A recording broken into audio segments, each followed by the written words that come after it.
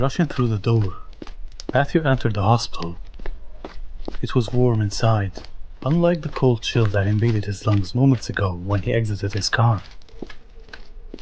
He started his day with having to leave his wife in the hospital bed to investigate a missing person case.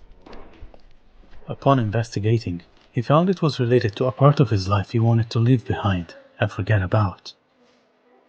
A part that has been haunting his everyday life for 2 years. He was then introduced to Benjamin Oswald, who wanted to recruit him for this case, and told him a lot of new things he never knew about. He turned it down to look after his wife, which was why he was at the hospital now. For centuries, she's led a very unhealthy lifestyle. Being almost immortal and immune to sickness made her reckless and careless about her health. It all happened so fast. Regardless of Matthew's efforts to control her bad habits, it didn't take long for ailment to catch up to her. Within 18 months, Alice developed stage 4 lung and liver cancer. Matthew got a call from the hospital. They told him she was breathing her last and he needed to return immediately. In his panic, he was struggling to focus. The sounds of people talking and walking and running was overloading his senses. This was all too familiar for him.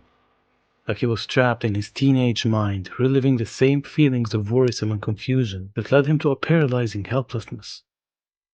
That was what his 15-year-old self was feeling when he watched his mother dying in the hospital bed. He watched her breathing her last, not knowing what to do. He just stood there helpless while the doctor rushed him outside. The same paralyzing idleness was taking hold over him now. He reached for her room and stood in front of the door. He could see her frail frame lying in bed and breathing with difficulty. He took a deep breath and walked in. As soon as he entered, Alice felt his presence and painstakingly turned her head towards him. She smiled weakly. Hey. Matthew sat beside her and held her hand with his right hand and cupped her face in the other. He gently rubbed her hand and face using his thumbs and smiled. He was trying his best to fight the tears forming in his eyes, but as soon as he spoke, his voice broke. Hey there. Sorry I'm late.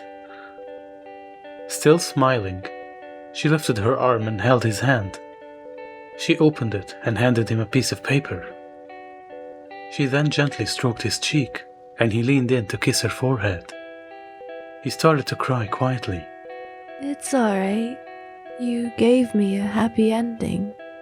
That's not the ending I wanted. This is just another chapter for you. I want you to carry on. Can you do that for me, please? Through tears, he nodded and pressed his forehead against hers while firmly holding her hands. The doctor patted him on the shoulder and asked him to leave the room. As he was being ushered outside, monitors started beeping, for she was drawing her final breaths. He stood at the door and glanced at her. Despite her pain, she looked peaceful, happy, and still as beautiful as she's always been in his eyes. He could see that the doctors were losing her in spite of all their efforts to save her. He wiped his tears, as they were starting to accept the fact that she was gone, as well as he. Through the glass, the nurse looked at him with pity, and Matthew understood what she wanted to say. He nodded silently.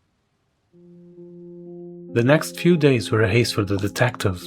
His mind was still having a hard time comprehending and accepting everything that had transpired.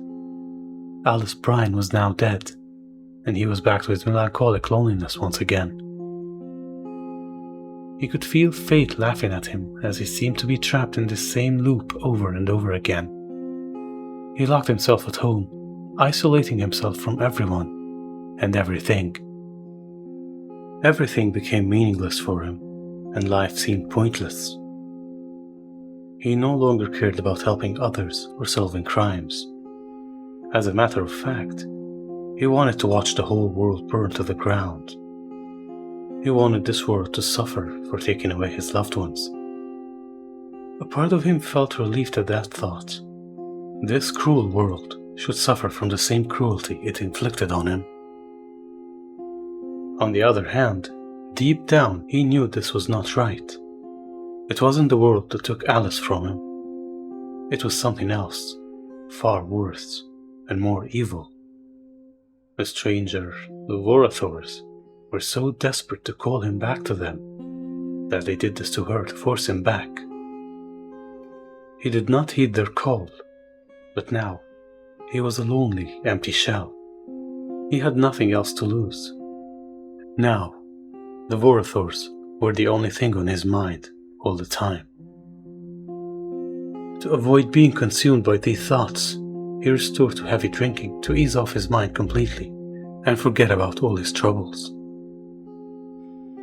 Yet, this was not enough. As a matter of fact, it made things worse. He constantly had nightmares about them now, and when he stopped sleeping, he hallucinated them all the time.